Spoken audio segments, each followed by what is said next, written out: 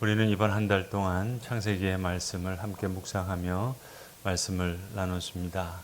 두루마리 성경을 다시 펼치는 그런 마음으로, 새로운 마음으로 말씀을 대하고 싶었습니다. 성경은 참 알다가도 모를 것 같고 또 모르겠다가도 알 것 같은 참 신비로운 말씀인 것 같습니다. 여러분, 대부분 우리 교우들이 66권 중에서 창세기는 전공이잖아요. 창세기 전문가들이 많으시잖아요. 새해 성경 한번 읽어야지 했다가 창세기는 늘 잘 읽으니까 그러나 한번 새로운 마음으로 그렇게 성경을 묵상할 수 있는 그런 계기가 됐으면 좋겠습니다. 오늘 우리가 요셉의 이야기를 나누려고 하는데, 마치 형 가인이 아벨을, 동생을 죽였듯이 오늘 요셉의 형제들이 요셉을 죽이려 합니다. 요셉의 이야기는 그렇게 시작됩니다. 맏형이었던 르우벤은 사실 이 요셉을 살리려고 했습니다. 살기등등한 형제들을 좀 이렇게 안정시키면서 구덩이에다 넣어놓자. 그리고 르우벤은 이제 기회를 타서 이제 그 구덩이에서 요셉을 건져내서 아버지에게 돌려보내려고 하는 그런 심산이었습니다. 근데 이 일은 르우벤이 잠시 자리를 비웠던 그 순간 일어났습니다. 유다와 다른 형제들이 이제 미디안 사람들에게 은 20에 요셉을 팔게 됩니다. 그런 일에 지금 주동 역할을 했던 사람이 바로 유다였습니다.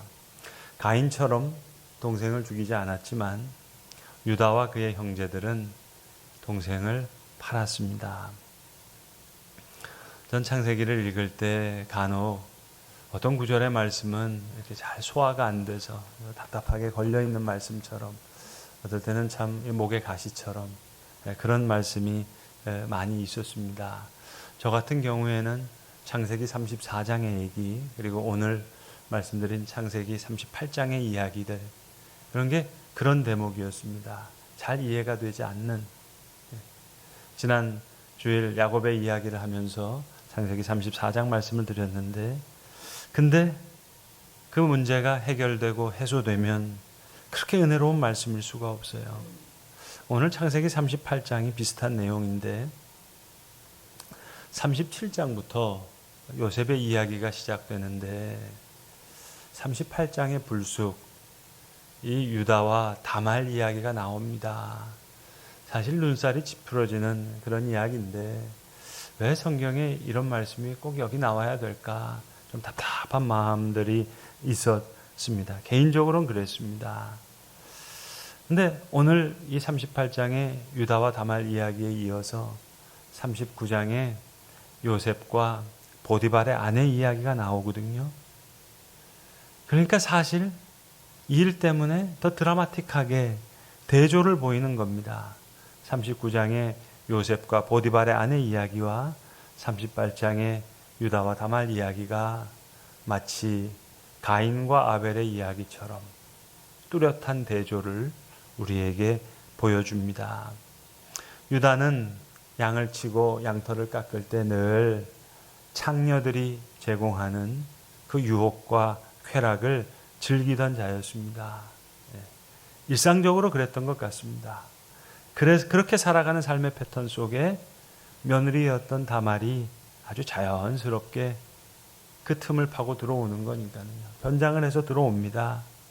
이에 반해 요셉의 이야기는 다릅니다. 마치 아벨과 가인이 다르듯이 요셉과 유다의 이야기가 다릅니다. 요셉은 애굽 바로의 신하, 친위대장 보디발 집에 팔려갑니다. 성경은 친위대장이라고 번역했어요. 그래서 우리는 유년주일 학교 때 친위대장은 맞습니다. 그래서 우리 유년주일 학교 선생님들이 보디발 장군이다, 보디발 장군이다 그렇게 가르쳐 주셨어요. 근데 이 친위대장 앞에 성경에 2번이나 바로의 신하, 친위대장, 애굽 사람 보디발 이렇게 얘기했습니다. 근데 이 바로의 신하라는 말, 셀리스라는 말은 구약 성경에 40번 정도 나오는데 사실은 장군이란 말도 아니고 신하라는 말도 아니고 다른 성경에는 다 예레미야서나 열왕기서나 수십 번 다 내시, 환관 그렇게 번역했습니다. 셀리스라는 말 자체가 거세한다는 뜻입니다. 그래서 다른 성경에는 40번 정도 나오는데 예레미야서, 열왕기서 같은 경우에는 다 내시다, 환관이다 그렇게 번역했는데, 그러니까 더 정확하게 번역하려면 바로의 내시, 바로의 환관, 곧 친위대장 애굽 사람 보디발, 그런 번역인데, 그런데 보디발이 아내가 있거든요. 그러니까 이상하거든요. 그래서 번역자들이 환관과 내시로 번역하지 않고 유독 여기에서만 셀리스라는 말을 신하라고 번역을 했습니다. 그래서 바로의 내시, 셀리스, 친위대장 보디발, 그 보디발의 아내가 매일같이 요셉을 유혹하는 거예요. 그러나 이 요셉은 유다와 같지 않았습니다. 그 요셉이 하나님의 은혜를 얻어요. 그러나 그 이면에 있는 더 큰 하나님의 은혜는 뭔고 하니 유다도 하나님의 은혜를 받는다는 얘기입니다. 그것이 하나님의 은혜예요. 창세기 41장 45절에 보시면 우리에겐 익숙하지 않는 이야기가 나옵니다. 바로가 요셉의 이름을 사르밧 바네아라고 지어주었다. 그리고 온이라는 지역의 제사장이었던 보디베라의 딸 아스낫을 그에게 주어 아내로 삼게 했다. 결과적으로 따지면 에서가 해쪽 속 여인을 아내로 삼았듯이 사실 요셉도 사정이 여의치 않았죠. 그럴 수밖에 없었죠. 그러나 애굽 여인을 아내로 맞이할 수밖에 없었습니다. 그러니까 사실 그 사이에서 낳았던 므낫세와 에브라임은 혼혈입니다. 이방인입니다. 예수님 당시에 유대인들이 사마리아 사람들과 상종하지 않았잖아요. 그 이유는 사마리아 사람들이 혼혈이기 때문입니다. 상종하지 않았습니다. 이 므낫세와 에브라임, 사실 사마리아 사람 같은 혼혈이에요. 그래서 43장 32절 같은 데를 보시면 이렇게 요셉이 형제들과 상을 차릴 때 그들을 따로 차리고 그 형제들에게 따로 차린 이유를 성경은 그렇게 기록합니다. 애굽 사람은 히브리 사람과 같이 먹으면 부정을 입음이었더라. 함께 상종하지 않습니다. 그런데 야곱이 이 에브라임과 므낫세를 축복하잖아요. 그 같이 밥을 먹지 않은 이 사람들을 야곱이 요셉에게 2배의 몫을 주는 겁니다. 이 에브라임과 므낫세를 축복하는 거예요. 요셉이 2배의 몫을 받습니다. 그러니 은혜죠. 요셉만 은혜를 받은 것이 아닙니다. 유다도 은혜를 받은 거예요. 그게 은혜죠. 유다의 후손이 다윗입니다. 이러쿵저러쿵 살아가는 그 유다인데 그 유다 족속 중에 다윗의 후손 예수 그리스도가 태어납니다. 목의 가시 같은 이야기인데 창세기 38장이 왜 여기 있을까? 목에 그냥 가시처럼 잘 넘어가지 않던 이야기 줄만 알았는데 그렇지 않아요. 너무 은혜로운 이야기예요. 지난주 창세기 34장처럼 이 엽기적인 이야기, 이 잔인한 이야기, 목의 가시처럼 잘 넘어가지 않았는데 전 개인적으로 진짜 고민이 많았거든요. 소화하기가 너무 어려웠거든요. 그렇게 어려운 이야기인 줄만 알았는데 알고 보니까 너무 고맙고 감사하고 이렇게 은혜로운 이야기일 수가 없어요. 종이나 자유자나 할례자나 무할례자나 남자나 여자나 부한자나 가난한 자나 유대인이나 이방인이나 나의 아버지와 너의 아버지가 다르지 않아요. 내 이웃을 내 몸과 같이 사랑하라 하는 그 뿌리엔 나의 아버지와 너의 아버지가 다르지 않다. 그 믿음이 있는 거죠. 다 같이 하나님의 자녀이고 나의 아버지가 하나님이고 너의 아버지가 하나님이고 다르지 않습니다. 요셉만 은혜를 받은 게 아니라 요셉의 형제들까지도 다 은혜를 받습니다. 요셉도 결과만 놓고 보면 에서와 같이 이방 여인에게 아들을 낳았어요. 성경은 무섭도록 놀랍게 사실을 있는 그대로 기록합니다. 요셉의 이름을 사르밧 바네아라고 하고, 우리는 요셉으로 알고 있는데 사르밧 바네아, 온 지역의 제사장 보니베라의 딸 아스낫과 아스낫을 아내로 삼았던, 그러나 하나님께서 요셉의 이름을 지켜주시는 거예요. 요셉이 지켜가고자 하는 그 이름을 지킬 수 있도록 하나님께서 요셉을 지켜주신 거예요. 그래서 요셉이 그 아들들의 이름을 므낫세와 에브라임으로 짓고 그 이름을 지키려고 하는 그 마음을 지켜주신 거예요. 하나님께서 내 고난을 다 잊게 해주셨다 므낫세, 나로 하여금 창성하게 하셨다 그 에브라임, 그 고백을 나오면 그 이름을 지켜주시는 거예요. 모두가 하나님의 은혜가 자녀가 되는 우리의 딸들로 사라와 리브가와 라헬과 레아와 같게 하시고, 믿음의 강을 건너 믿음의 가정을 이루는 그 여인들이 딸들이 될 뿐만 아니라 우리의 아들도 에브라임과 므낫세와 같게 하시고, 어머니가 비록 이방 여인이었지만 우리의 아들로 에브라임과 므낫세가 같게 하시는 그 은혜, 요셉이 간절히 바랬던 그 이름들, 지켜나가고 싶던 그 이름들을 하나님이 지킬 수 있도록 요셉에게 은혜를 베풀어 주시는 거예요. 뿐만 아니라 유다에게도 은혜를 베풀어 주십니다. 하나님은 요셉과 그의 형제들을 다 같은 하나님의 사람으로 만들어 가시는 거예요. 아담과 가인들에게 들려주시는 오늘의 이야기입니다. 그런데 우리는 때로 아담과 같아서, 가인과 같아서 마치 선악과 열매 따먹듯이 말입니다. 하나님은 이 아담의 삶, 가인의 삶을 극복하기 위해서, 우리로 하여금 극복하기를 원하셔서 아브라함의 이야기도 들려주시고 야곱의 이야기도 들려주시고 요셉의 이야기를 들려주시는데, 우리는 마치 선악과 열매 따먹듯이 아브라함의 축복, 야곱의 축복, 요셉의 축복, 이것만을 취하는지도 모르겠습니다. 근데 성경은 그런 면에서 항상 우리가 다시 써나가야 할 그 귀한 몫을 우리에게 알려주고 남겨줍니다. 저는 그런 의미에서 창세기 맨 마지막 장, 마지막 절 그 말씀이 그렇게 기가 막힐 수가 없어요. 오늘 우리가 읽은 본문은 뭔고 하니, 지금 요셉의 형제들이 요셉에게 부탁하는 거예요. 아버지가 돌아가셨으니까 꼭 요셉이 자기들을 해코지할 것 같은 거예요. 그러니까 용서해 달라고 아버지가 한 얘기를 지금 이유로 삼아서, 아버지가 이렇게 얘기했으니 제발 우리를 용서해 달라고 아주 걱정하면서 말지 빌듯이 이렇게 이야기를 하거든요. 그 걱정하면서 그렇게 빌듯이 얘기했지만 걱정 없이 모든 문제가 해결돼요.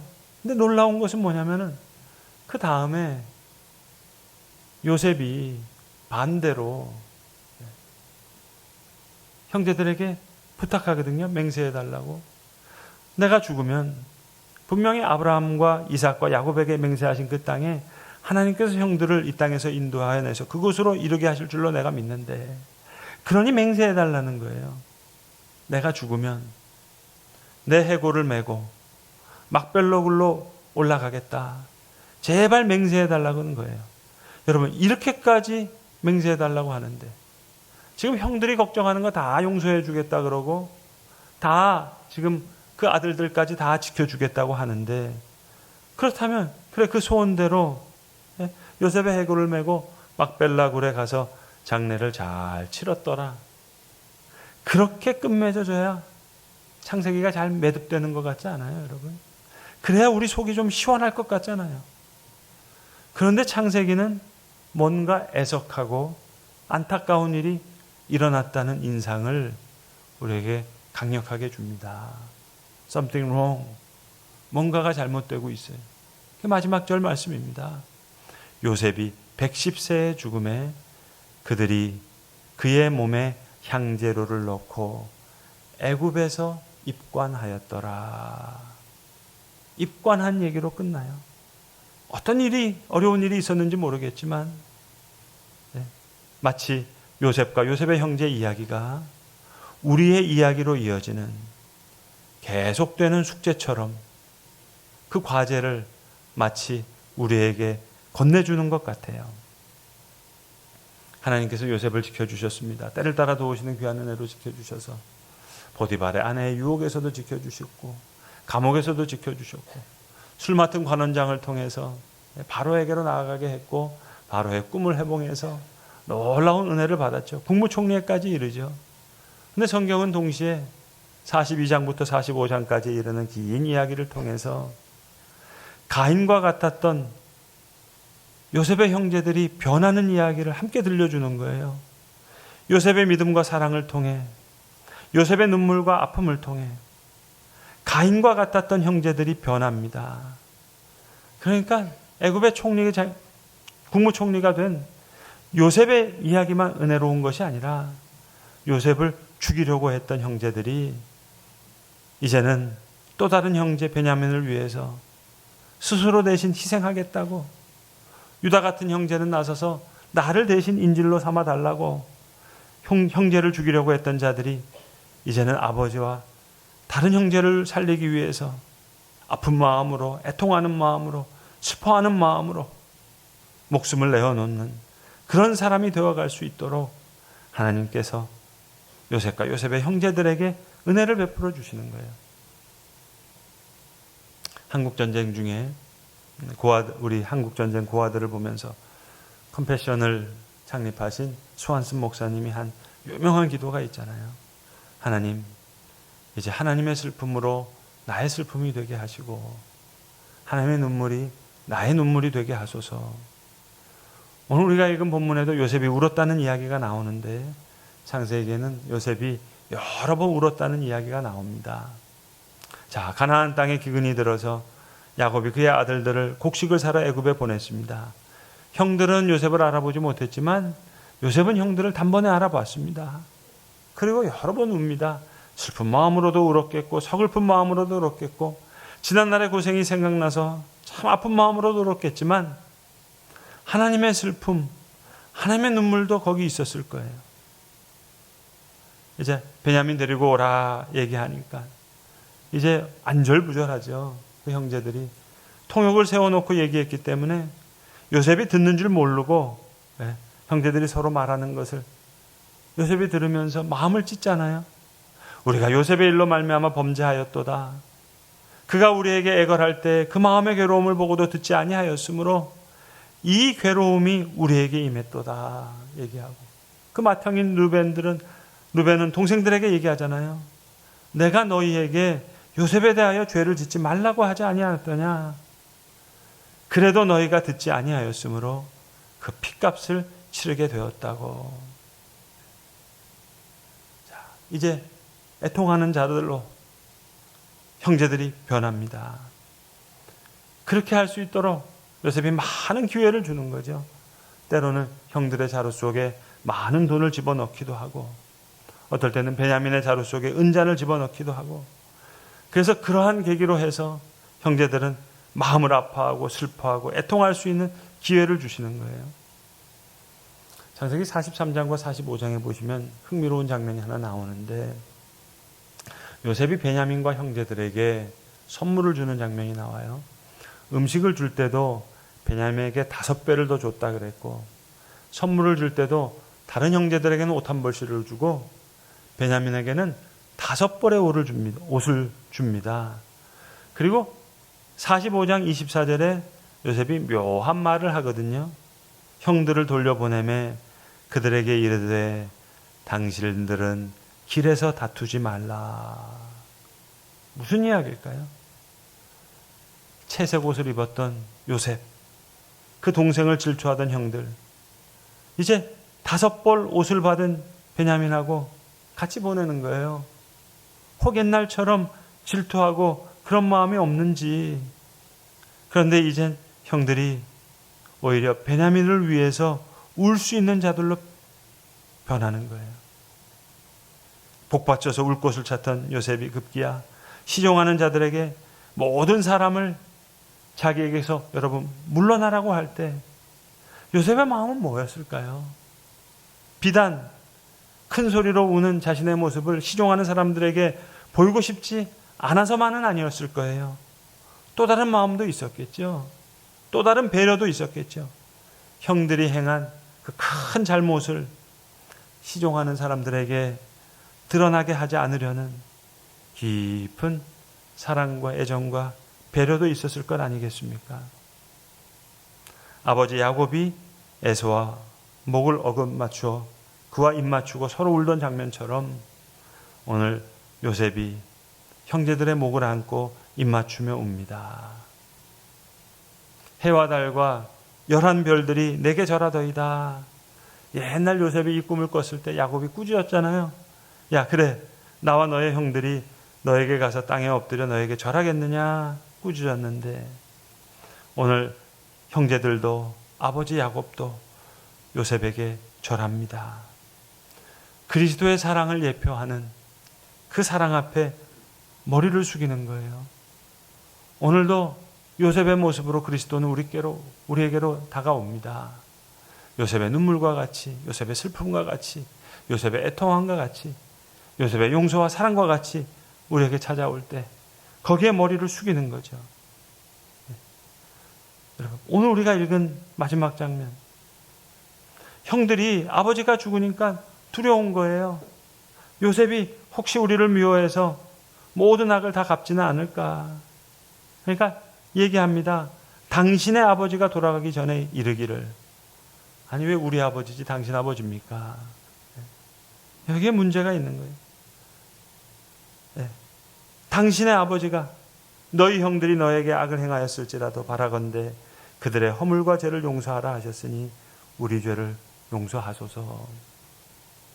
요셉이 내가 하나님을 대신하리이까.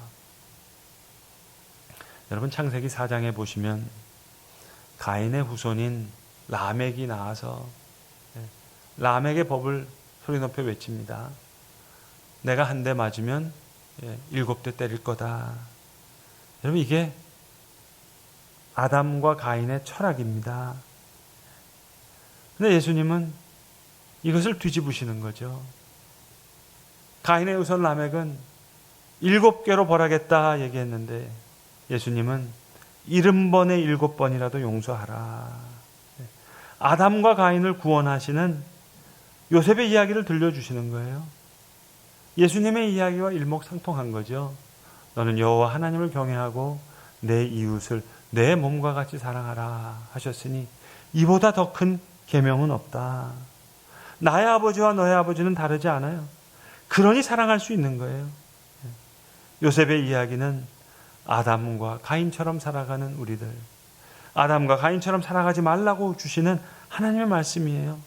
요셉의 이야기는 하나님을 사랑하고 내 이웃을 내 몸과 같이 사랑하라 하신 그리스도의 말씀이에요. 당신 아버지, 거기서 나올 수 없는 이야기예요. 하늘에 계신 우리 아버지, 나의 아버지와 너의 아버지가 다르지 않아요. 그래서 요셉은 얘기합니다. 내가 당신들과 당신들의 자녀를 기르리이다. 그들을 간곡한 말로 위로하였더라. 그리고 요셉이 부탁하는 거예요. 여러분, 요셉의 이야기일까요? 아니면 우리에게 이야기일까요? 요셉의 부탁처럼 그리스도께서 우리에게 부탁하시는 것처럼 그렇게 간곡히 부탁하지만 여러분 그 부탁이 오늘 이루어지지 않고 있잖아요. 형제들이 요셉에게 부탁한 부탁은, 걱정하면서 한 부탁은 아무 걱정 없이 해결됐어요. 야, 우리가 과연 하나님께 사랑을 받을 수 있을까? 내 죄가 용서받을 수 있을까? 걱정했는데 아무 걱정 없이 해결돼요. 그럼 이건 그 다음에 나오는 맹세는요, 이거는 반드시 그래야 될 것 같은데 오히려 반대로 그렇게 되지 않거든요. 요셉이 날 제발 막벨라 굴에 그렇게 묻어달라, 맹세해달라 얘기하는데, 아니 이렇게 걱정하면서 부탁했던 형제들이라면 요셉의 그 부탁은 당연히 들어줘야 될 것 같지 않나요? 우리의 이야기잖아요. 우린 용서받을 수 없을 것 같고 하나님의 사랑을 받을 수 없는 것 같은데 걱정스러운데 걱정 없이 큰 사랑과 용서를 받고 있는데 그리스도께서 부탁하시는 일들은 우리를 통해서 원하시는 일들은 이루어지지 않고 있어요. 참 희한하죠. 그렇다면 이 요셉의 부탁, 오늘 아담과 같은 삶을 살아가는 가인과 같은 삶을 살아가는 우리들에게 말씀과 성령의 역사로 초대하시는 하나님의 부탁의 말씀, 그리스도의 부탁의 말씀이 아닐까.